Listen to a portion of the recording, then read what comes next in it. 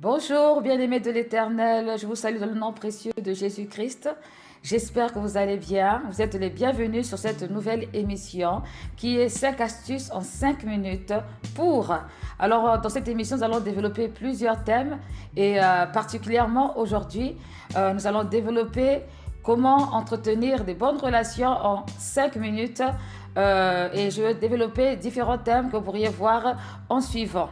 Alors, aujourd'hui, donc, nous parlons de 5 astuces en 5 minutes pour entretenir des bonnes relations. Vous savez combien les relations sont importantes dans la vie parce que ces relations nous élèvent. Ces relations nous emmènent à pouvoir aller de l'avant. Ce sont des relations qui parfois peuvent nous bénir. Personne n'a jamais évolué en restant tout seul dans son coin. Donc, c'est important de savoir comment faire pour entretenir ces bonnes relations. Alors, la première astuce, c'est aimer. Aimer d'abord la personne avec qui on partage la relation. Parce que selon la Bible, dans 1 Corinthiens 13, nous allons le développer dans la prochaine émission, il y a différentes étapes à comprendre pour avoir une dimension d'amour, et je dirais même une dimension d'amour selon Dieu. Donc aimer, c'est important. Quand on va entretenir une relation, il faut vraiment rentrer dans la dimension de l'amour, parce que ce sera un modèle et un mobile très très fort.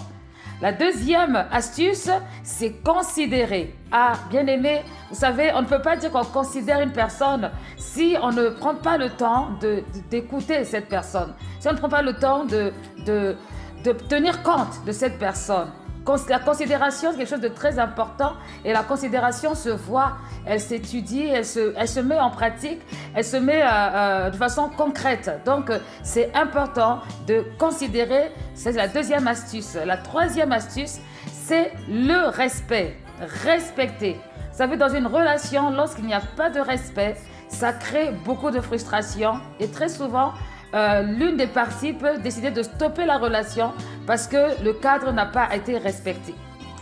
La quatrième astuce, c'est pardonner. Malheureusement, en tant qu'être humain, nous ne sommes pas parfaits.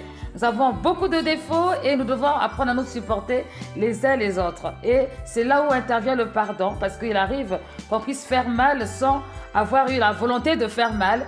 Et là, le pardon va devoir intervenir. Et grâce au pardon, la relation peut être sauvée. Et la cinquième astuce, c'est prouver. Prouver qu'on tient à la relation. Prouver qu'on veut rester dans la présence de cette personne. Et vous savez, quand on parle d'entretenir des relations, c'est valable pour l'être humain comme c'est valable aussi pour Dieu. Et donc, je dois passer mon temps à prouver à Dieu que je l'aime. Je dois passer du temps à prouver à la personne avec qui je partage ma relation que je veux que cette relation dure. Donc, c'est important vraiment de voir ces aspects. Et donc, nous allons, lors de la prochaine émission, développer chaque aspect qui a été énuméré tout à l'heure. Et au travers de cela, on verra comment est-ce que c'est possible d'entretenir ces relations et que ça soit assez longtemps parce qu'il y a trop de relations qui sont brisées, qui n'atteignent pas la maturité parce qu'on ne sait pas comment faire. Voilà, que Dieu vous bénisse et je vous dis à la prochaine émission. N'hésitez pas à vous abonner sur la page YouTube de l'Église Triomphante Le Rocher ou sur la page de pasteur Kevin Osiende et ou encore sur Instagram, sur Facebook. Que le Seigneur vous bénisse.